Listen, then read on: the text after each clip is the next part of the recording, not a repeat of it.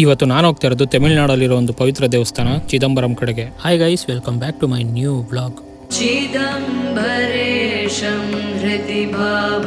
ನಾನು ದೇವಸ್ಥಾನಕ್ಕೆ ರೀಚ್ ಆಗೋಷ್ಟೊತ್ತಿಗೆ 3 ಗಂಟೆ ಆಗಿತ್ತು. ಅಲ್ಲಿ ಹೋಗಿ ನೋಡಿದ್ರೆ ದೇವಸ್ಥಾನ ಓಪನ್ ಆಗೋದು 4 ಗಂಟೆ ಅಂತೆ. ಅದಕ್ಕೆ ವೆಯ್ಟ್ ಮಾಡ್ತಾ ಕೂತ್ಕೊಂಡೆ.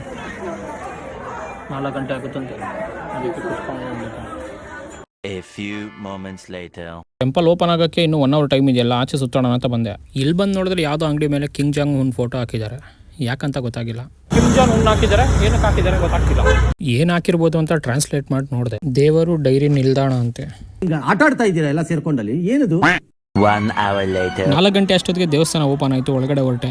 ಇವತ್ತು ನಾನು ನಿಮ್ಮ ಜೊತೆ ಈ ದೇವಸ್ಥಾನದ ಎಕ್ಸ್ಪೀರಿಯನ್ಸ್ನ ಶೇರ್ ಮಾಡ್ತೀನಿ.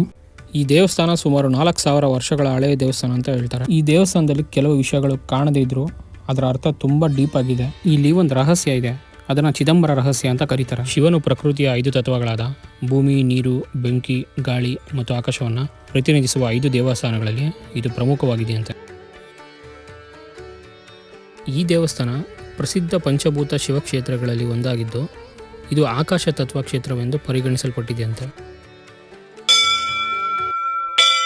ಈ ದೇವಸ್ಥಾನದಲ್ಲಿ ವಿಡಿಯೋನ ಫೋಟೋನ ತೆಗಿಯಕ್ಕೆ ಬಿಡಲ್ಲ, ಆದರೆ ನನ್ನ ಕೈಲಾದಷ್ಟು ನಾನು ಕ್ಯಾಪ್ಚರ್ ಮಾಡಿದ್ದೀನಿ. ಇಲ್ಲಿ ಶಿವನನ್ನು ನಿರಾಕಾರ ರೂಪದಲ್ಲಿ ಪೂಜಿಸ್ತಾರೆ, ಅಂದರೆ ಆಕಾಶ ರೂಪದಲ್ಲಿ. ಇದು ಪ್ರಕೃತಿಯ 5 ಮೂಲಭೂತ ಅಂಶಗಳಲ್ಲಿ ಆಕಾಶವನ್ನು ರೆಪ್ರೆಸೆಂಟ್ ಮಾಡುತ್ತೆ. ನಾನು ಆವಾಗಲೇ ನಿಮ್ಗೊಂದು ಇಲ್ಲಿ ರಹಸ್ಯ ಇದೆ ಅಂತ ಹೇಳಿದ್ನಲ್ಲ, ಅದು ಏನಂದರೆ ಈ ಗರ್ಭಗುಡಿಯ ಪಕ್ಕದಲ್ಲಿ ಒಂದು ಖಾಲಿ ಜಾಗ ಇದೆ, ಅದನ್ನೇ ಚಿದಂಬರ ರಹಸ್ಯ ಅಂತ ಕರೀತಾರೆ. ಇಲ್ಲಿ ಶಿವನು ಆನಂದ ತಾಂಡವ ಆಡುವ ನಟರಾಜನ ರೂಪದಲ್ಲಿ ನೋಡ್ಬೋದು. ದೇವಸ್ಥಾನದ ಒಳಗಡೆ ಬಂದ ಮೇಲೆ ಒಳಗಿರೋ ದೇವರನ್ನ ನೋಡೋಕ್ಕೆ ಇನ್ನೂ 1 ಅವರ್ ವೆಯ್ಟ್ ಮಾಡಬೇಕಾಗಿತ್ತು. ಇನ್ನೂ 1 ಅವರ್ ಟೈಮ್ ಇರೋದ್ರಿಂದ ಒಳಗಿರೋ ದೇವಸ್ಥಾನ ನೋಡೋಣ ಅಂತ ಹೊರಟೆ. ನೀವೇನಾದರೂ ಅನ್ಕೊಳ್ಳಿ, ಅಕ್ಕಪಕ್ಕದಲ್ಲಿ ಯಾರೂ ಜನ ಇಲ್ದಿರುವಾಗ ನೋಡಿದಾಗ ಅಲ್ಲಾಗಿದ್ದ ಎಕ್ಸ್ಪೀರಿಯನ್ಸೇ ಬೇರೆ ಥರ.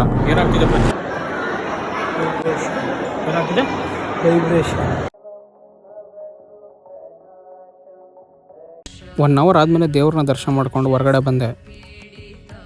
ಇಲ್ಲಿ ದೇವರನ್ನ ಆಕಾಶದ ರೂಪದಲ್ಲಿ ಪೂಜಿಸ್ತಾರೆ, ಯಾಕಂದರೆ ದೇವರು ಸರ್ವವ್ಯಾಪಿ ಎಲ್ಲ ಕಡೆ ಇದ್ದಾನೆ ಅಂತ. ಅದೇ ಚಿದಂಬರ ರಹಸ್ಯ ಅಂದರೆ. ಈ ವಿಡಿಯೋ ನಿಮ್ಗೆ ಇಷ್ಟ ಆಗಿದ್ರೆ ಏನು ಮಾಡಬೇಕಂತ ಗೊತ್ತಲ್ಲ. ಮುಂದಿನ ವಿಡಿಯೋಲಿ ಸಿಗ್ತೀನಿ. ಬಾಯ್.